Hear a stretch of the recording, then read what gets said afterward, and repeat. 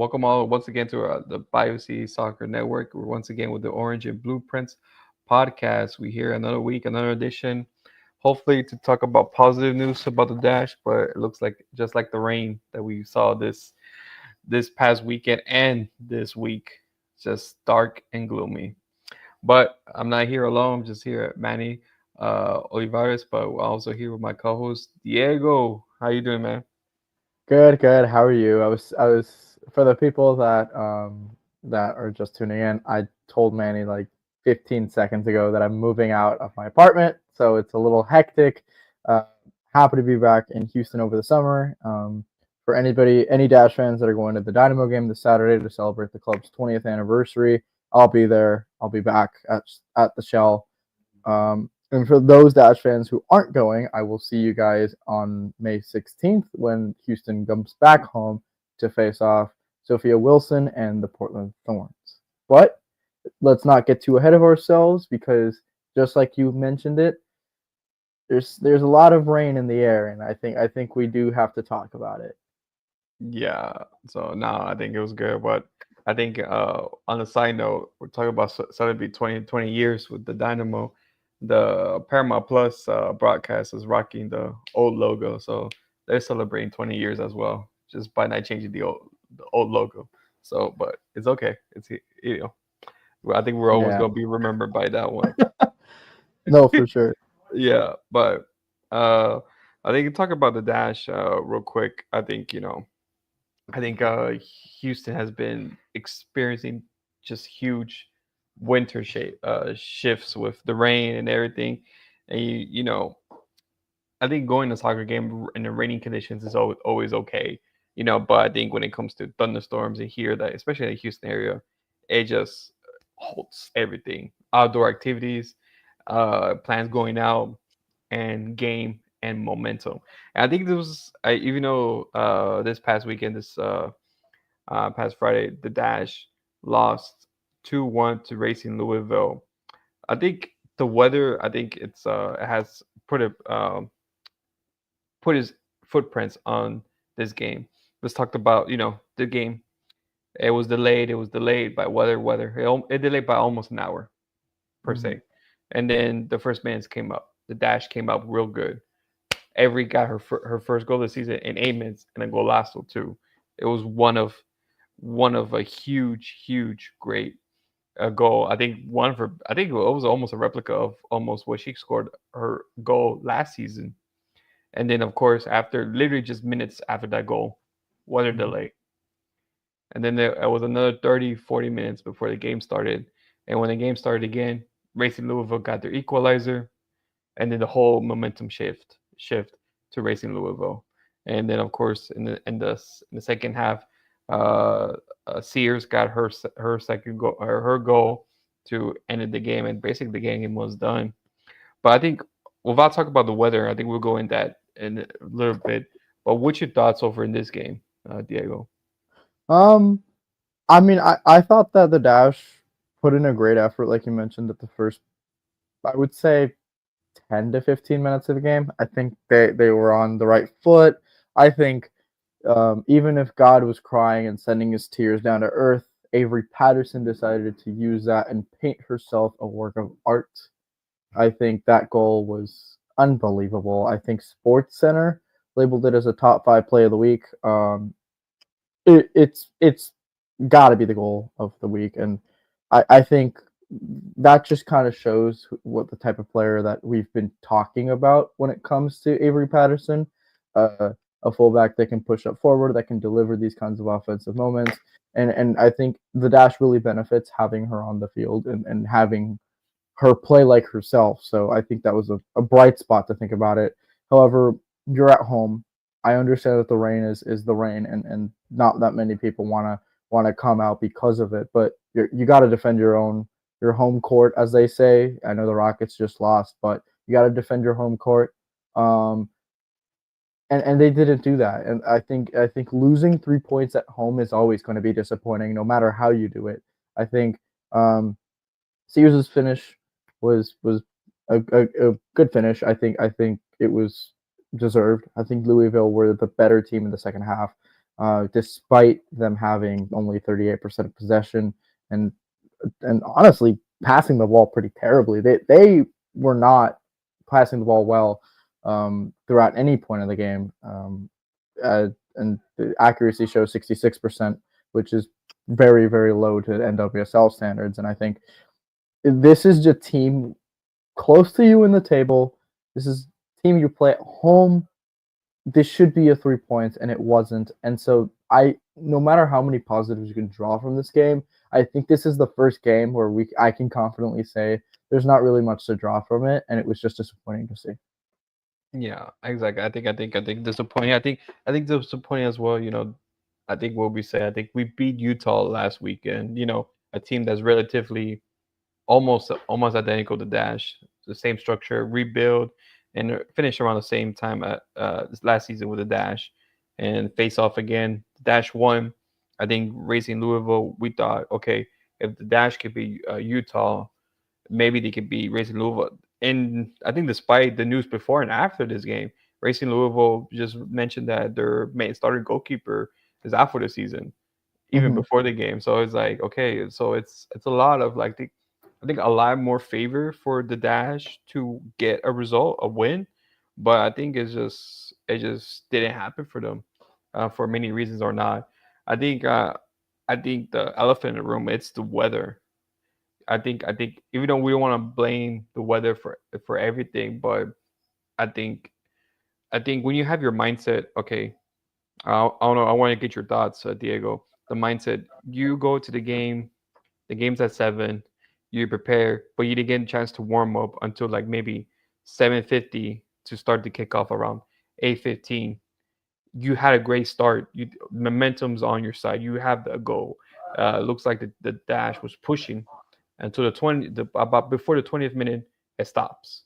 Then everyone gets a clean slate.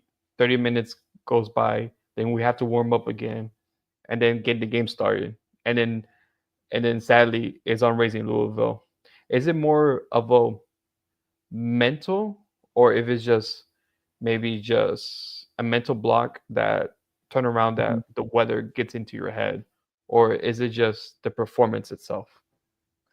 I think it's a tactical issue. I think it's a whole thing of Louisville was able to read the Dash straight from the get go. They had the time to adjust. They had that 30 minutes of extra warm up time, that extra time for the coaches to be like, hey, the Dash just scored an 8 minute goal on us. We know how they're gonna play. Let's switch it up. Let's not maybe not even with substitutions or anything, but with the style of play. Passing was a little more dynamic, and everything just felt a lot more fluid um, for Louisville in that second half. And so I definitely feel like it was a tactical thing of them having the time to look at what the Dash were doing, reading it, and being able to adjust. And I think the Dash, unfortunately, were sitting pretty. They were thinking, hey, we're a goal up. Um, I don't know if sitting pretty is the right way of saying it, but they're confidently just sitting there, saying they were goal up, and they didn't really. I don't feel like they realized the adjustments that Louisville could take out of that 30 seconds You think you or think thirty you think minutes. you think just being the goal up and having that break, I think you just mindset up of, oh, let's keep doing what we're doing and let's go from there. I think so. I think it might be a mixture of that, but I think it's also a mix. Like you have to see that Louisville just conceded. You just scored on them. They're wanting to look to adjust, and it's really difficult to do that when the game is going on. They get their break. You kind of have to expect it, and I feel like that mindset was honestly harmful for them because they weren't able to hop off that pedestal of we're a goal up. Yeah, I think I think also I think goal, like this the same, like Kenny Bunny always mentions, goals changes games. It does change, but sometimes it doesn't change for the good for the team who got the early goal. I think sometimes just the overconfidence and stuff. Like I think we have the game in hand. We have everything. But I think it didn't live up to be. I think just the way the game went, it just didn't go. Didn't go as expected, and sadly, the Dash lost on this one. But I think most notably, I think the substitution that that Fabrice did. I think Fabrice. Of course, on the lineup, sit down Barbie Oliveri, put Maggie in the spot she was effective last week. She wasn't really that effective this game, but I think my notably was a substitution in the second half, taking out Mosiah Bright, who has been good in the system, maybe not excellent, but putting on Evelyn Dujan instead uh, of Diana Ordonez. How you thought about that inclusion? You think it was just mostly how the game was going, or should we read more into it? I mean, I think it's just adjustments. I think Barb again coming off the bench. I think I don't see her being a full time bench player. She's more talented than that, and I think we all know that. I think Fabrice knows that. So I wouldn't read too much into that. I think it's probably like a mental thing of her just trying to like get into this new look midfield. Um, uh, Alozie over Garris, I didn't necessarily like that move. I Mm, understand that we needed a little bit more speed, and that's something that Alozie has been able to do all her career. But you're in the rain. The ball kind of is the ball is unpredictable. really slippery. You need to have a player that can really be accurate and punctual and really intentional with their passing, their shooting. I don't know if Michelle Alozie at her current play is that player.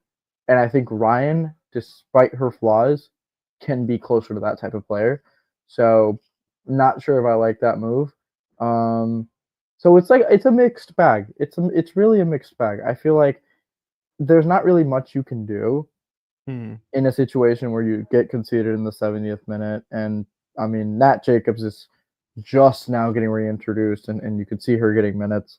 And so I feel like we shouldn't necessarily look too much into it, but it's still things that we need to see within the context of the game. Like, okay, was this the right decision? Not necessarily that, but did it pay off? Yeah. I think the reason I asked that, I think I go agree with you with Michelle Lozzi. I think the pace. I think what he's trying to see to get more pace, but I think I would have liked maybe Evelina Dujan replace Garris, someone who has pace but also is great with the ball. But and maybe a reason why I asked that because in total of this season for Diana Donia, she only has roughly around uh I would say I'm trying to just do math on my brain, 70 minutes of that she's been available for this pirate time. And it's kind of alarming to me because it's like I think in this game, when you need a goal, you need someone to equalize or get in the box for you. You would think someone like Diana Ordonez will do that for you. Someone Mm-hmm. I think we came in the mind that Fabrice came here. Fabrice knows her. Fabrice uh, is trying to do. I think trying to see what I think she knows her. She sees her potential, especially in the rookie season where he was at, seeing the goals she scored, and we're thinking, okay, this coach is gonna bring the best out, bring that rookie season back. But so far, it hasn't. And I think that was just the only thing that kept in my mind. Okay, she didn't bring her out, so it's like it just becomes more and more question in my mind, should we move to look for a different striker other than Indiana Ordonez? But I think overall, I think it's very hard. It's very hard to see how this season is going. But 7 games in, it kind of figures everything in perspective. I think just that. But but sadly, with this loss, the Dash drops to 12th place in the league. Should with 7 games in, should we start to, I think, reel in our expectations? I think from the high ceiling, the opening games came up, or like, okay, this is where the Dash truly is in the league. No, I mean, we're 4 points from a playoff spot. We're 4 points from a playoff spot, and we have how many games to go? I think we can start winning like this. It's Mhm. that kind of league, and the opponents that we're going up against, besides Portland and Seattle, are looking pretty solid. I mean, Bay FC is right in the thick of it when it comes to Yeah. mid-table. I think there is no reason why we can't like get a like 2 or 3 wins and push ourselves back, and then we'll be having the conversation of are we playoff bound? But I don't. I also see us like dropping 2 or 3 games and having the question of if it's time to press the panic button. Both things can happen. I'm not saying one is happening or the other is happening, but I definitely feel like we should not be hitting any panic button or any expectation button because again, we are 3 points away from last place, but we're 4 points away from the playoffs. Yeah. I don't know which one's likelier, and I think it depends on how the Dash really fare against two pretty top teams. I mean, I know Portland isn't the toughest as they have been in the past, and But they're getting Seattle, momentum. yeah, and Seattle's always tough to play away. Seattle's always tough to play away. So I mean, you have a Portland Thorns team that's heating up, like you're saying, and the probably the hardest away day in the NWSL. You got to step up. But if you pick up maybe 4 points out of 2 games, that puts you back in the playoff conversation if other teams don't fare well. And so I think it's certainly possible for us to still reach that high ceiling. We just need to start like acting like that high ceiling team. Yeah.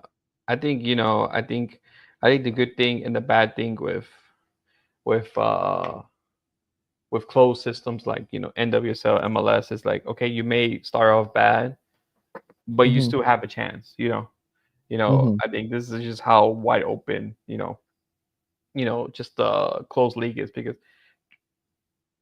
games do count, but games don't really count until the end of the season, until it's crunch time, until Hmm. you hit the playoffs, And so like Hmm. it's kind of weird. It's kind of weird to explain. I'm trying to explain it many times, but I never felt get the right way to explain it. It's like they do count, but they don't count. They count more towards the end when you try to grind to get to the last playoff spot. But I think it's still a lot of hope. It's still a lot of things to just to think about. But I think it's just I think when you see the losses and you're not seeing the results like the wins or the 3 points or a draw, I think you start to hit the panic button a little bit. But I think it's just little by little, see how the team goes, see how everything goes. But I think it's just little by little. I think, but one thing we didn't expect, other than the result and everything, was the roster update. Yeah, on Cinco de Mayo, on Diego's favorite holiday, Cinco de Mayo. All right, bro. On Diego's, well, I bet he was getting tacos while he get the update. All right, bro. All right, so I was having the chilladas.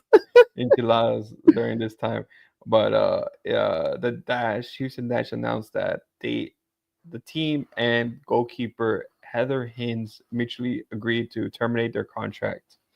Heather only played 3 games across last year's with everything, and as a result of that, the team signed Liz Bardsley on a short-term contract for the rest of the season. And Liz has been part of the team in preseason as a non-roster invitee and has was there during the Coachella Valley Invitational. I think Diego, how do you feel? Well, how do you feel about the news with Heather leaving the team? I mean, I think it's quite sad. I mean, you're losing a backup goalkeeper at the end of the day. That shouldn't be the end of the world.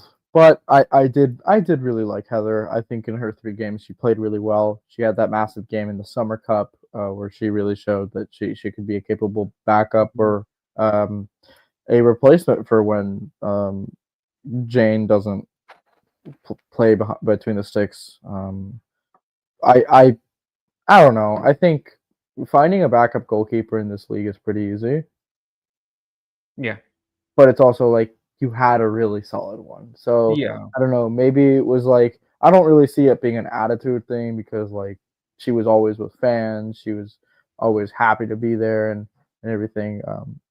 So maybe there's something that the Dash weren't telling us, like an injury history or something like that. But I'm not sure. I'm not sure. Yeah, I highly doubt it because she seems pretty fit. I think the Yeah. only thing was a preseason. She had a preseason knock, but that was pretty much that. But other than that, I don't think it was much that.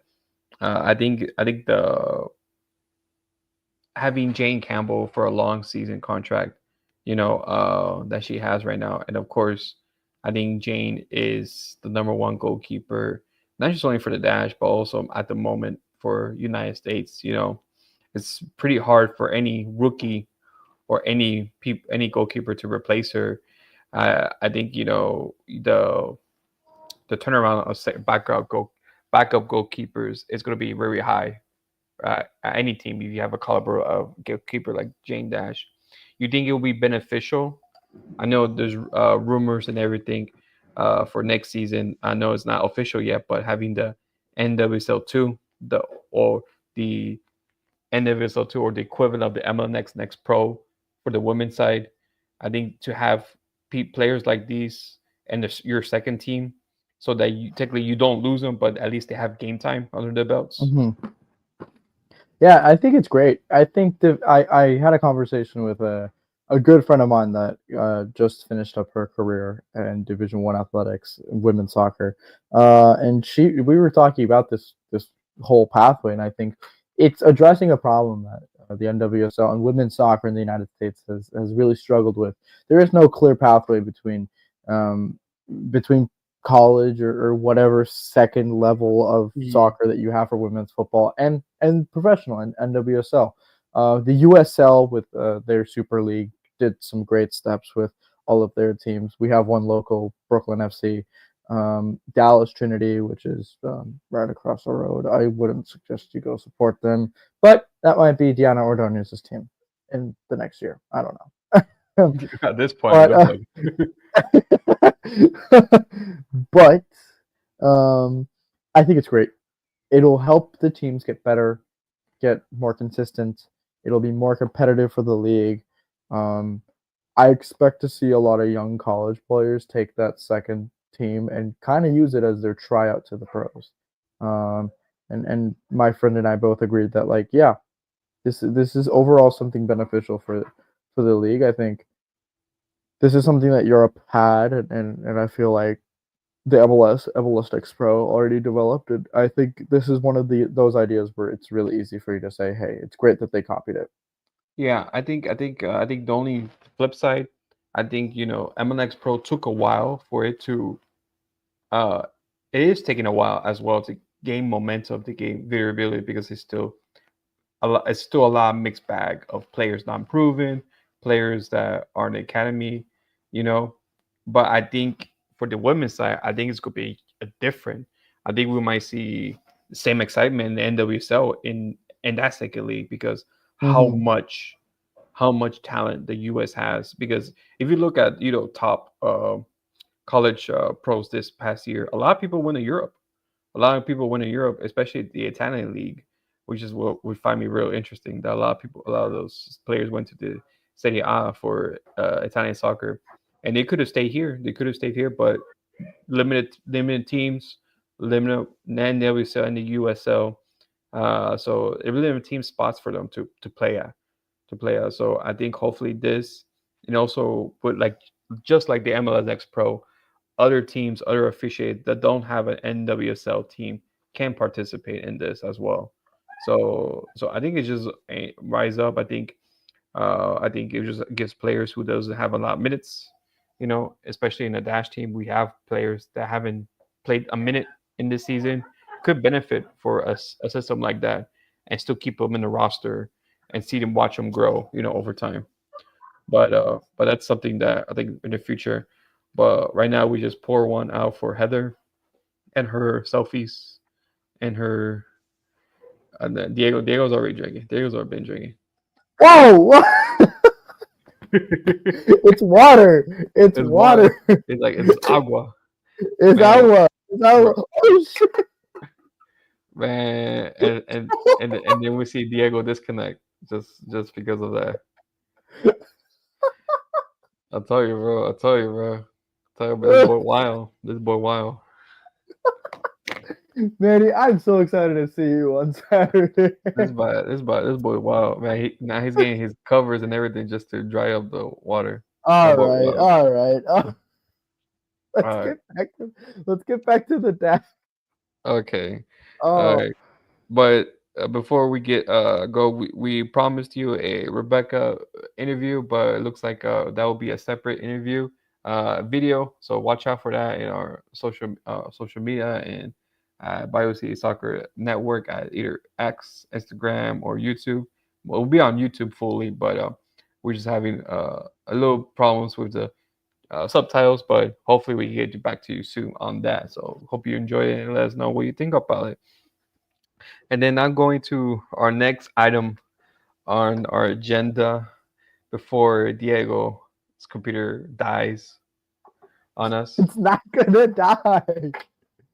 It die.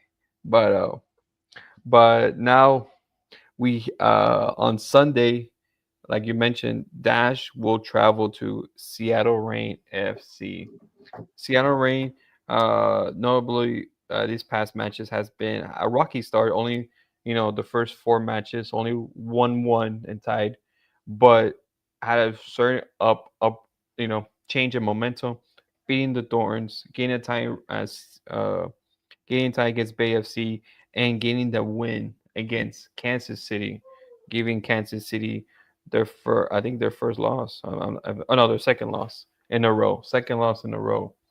So the Seattle team has a good change of momentum. Players are going up. Okay, like Biandolo, she's coming up. Jordan Haitima is coming up, and of course you still have players in the back that will fight him. How do you feel the Dash will set up against the Seattle Rain on Sunday? That's a good question. I feel like Rain have always been a technical playing team. They like stringing together different passes and really playing through from the back and slowly building it up.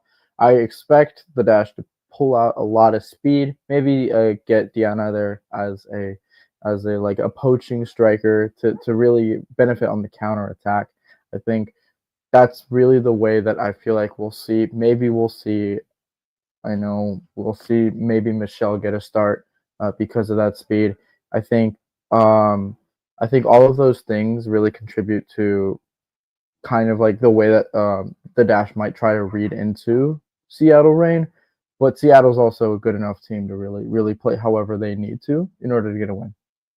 Yeah, I think Seattle. I think Seattle is always a hard team, especially playing in Seattle. I think either you watch the Seattle Sounders or the Seattle Rain. It's always a hard team. Lumen Field for some reason is hard soccer wise. I think football. I think anyone can go at Lumen Field and beat the Seattle Seahawks, but I think when it comes to soccer, for some reason, like, it's hard for play teams to get a result or get a win at them. So it's really gonna be really interesting how the team plays. I think the team's very versatile. The team can knows how to compact, knows how to like you said, to be technical on the ball, off the ball. And I think just having veteran players like Jordan Atima, she's very young, 24, but yes, I feel like she's like a veteran. She's been in the game for Mm-hmm. too long. She knows the ins and outs. And then over Lynn Biandolo or Lynn Williams before, she's the NWSL all time scorer in the league, and yet she's still playing. Very highly underrated, but very lethal if she's in the box. I think the Dash will have their hands full with players like those, but I think if the Dash can play their cards right, I could see at least a draw in this game, or more of a win. Hard to see a win, but I think see more draw. Get that first goal. I mean, like just like I was in Louisville, and try to keep them off in their penalty box in their final third. I think it's very hard to see, but we'll see. We'll see what Fabrice does any changes. I know we haven't side with him, see what he thinks, the adjustments he made going to this game. But I think it's very, very, very. It's gonna be very interesting. What how this game is gonna be, but uh, I think we'll see how it goes. Your predictions for this game, Diego? as a long I think pause. it's gonna be a one. I think it's gonna be a 1-1 draw. I think it's gonna be a 1-1 draw. I see us picking up more points in Portland. I think we fare better than with them than we do with Seattle. Seattle's always been a tough team for us to play, and so I see us getting a 1-1 draw. Yeah, I feel like for some reason I think the opposite. I feel we fared better with Seattle and Really? then Portland. I think just Portland because I think Portland because we'll talk about Portland in the Portland game, the preview for the Portland game. But I feel like Portland has a lot of players that can damage you, that That's can true. hurt you, that hurt you. You still have Coffee, Olivier Motri. You don't have a striker, but they have a false nine of Diana Castellanos. Then you have Rylan Turner, who's been excellent, has been great. You used to have Reina Reyes from that came from the Liga MX Femenil to that defensive side. So you still have a lot of structures. You have other players like Hina Sigita, who's underrated, but she provides a lot in the back in the midfield. So it's very hard, I think, especially now that Portland has momentum. It's very hard to see, with that. But it all could change next weekend. All can change. It's true. It's like, but the reason why it's hard to make my prediction for this game is because even though the Dash has more chances to get a result with Seattle, I think the problem is playing in Seattle. That's the hardest part. I think just traveling all the way to Seattle and then Hmm. having that turnaround to get ready for the game. That's Hmm. it's always hard. But that's how it goes. But if I do anything, I would say I'm leaning towards you 1-1 draw, Okay. and and then we'll go from there because that's hard for me to see anything where this game could go. Hopefully, it's a game that Natalie Jacobs uh gets back Yeah. in the starting back. She did came up in the second half. I think because trying to not, I think, force her injury back too soon. But she's needed in the back line. Westfall did a great job this past with Racing Louisville and all her during her absence. But I think this team needs Jacobs back to get Oh, back 100%. A to hundred get and ten percent. I think Jacobs has finally established herself as the anchor of this team. So yeah, exactly. So I think the team will flow better. I think we'll be defensively better, but we'll see. We'll see how it goes. I think we found sort of our best 11, but I think it's just trying to see, okay, how would this team go? But Hmm. but I think that's all we see for now, and hopefully the Dash can pick up, and hopefully Yasmin Ryan can show up. Hopefully she can get a goal. Yeah, she only got one assist so Yeah. far this That season. was So the Chicago. No, that was the Angel City game. yeah. Angel City game. Yep, Angel City game. Yeah, you're right. So, hopefully she gets something. Hopefully the team can rally behind her. Hopefully, my thoughts and concern could be buried with Fabrice starting Diana. Well, highly unlikely, but it's just a lot of questions. A lot. I think the more we don't get results, the more questions we have. And I Yes. think I think but of course, answers, wins cover up questions, but it doesn't cover up, the whole Hmm. status of the team. So we'll see how it goes. We'll see how, will this team play and everything. So we'll see everyone Sunday. Remember Sunday, it's gonna be at 7 p.m. local time here, and it's going to be streaming on Paramount Plus, just like how you're watching the Dynamo game today. Their Dynamo are winning 1-0, and And guess if they win, we will get a Texas showdown in Austin. in Austin, in Austin. Oh, really? Oh, I haven't even checked the scores, but oh yeah, the Austin did win, so they will play at Austin. So I might take that drive. We'll see. No, I'm gonna be so for real. I didn't see the score. I saw the Bayou City Soccer Instagram. Oh, I know, but it is what it is. No, I'm making that drive if Yeah. that So because I'm not gonna make the one in August. So yeah. So you gotta do something. At least we're yeah. gonna do that. But we'll see. We'll see. So hopefully we'll see. We'll see. Hmm. What will happen with that. But thank you for all for tuning in. I know it's been a grow. Oh, it's been hard. It's been hard. I think it's Yeah. just so many up and downs with the team. I Yeah. think I think just they have good performance, they go back, good performance, and go back. But it's Hmm. just hopefully it stays a ship before the end of the season. But we'll Hmm. see you. Thank you for all for tuning in with another episode. Please always look out for us at biocdsoccer.net. That's where you find articles and pictures. Always look out for us at BioC Soccer on X, Instagram, Blue Sky on YouTube. Thank you, Agigupi and Lotes Bravos for the sponsors and for supporting us as well. And thank you for you all for tuning in. And hope to see you next time.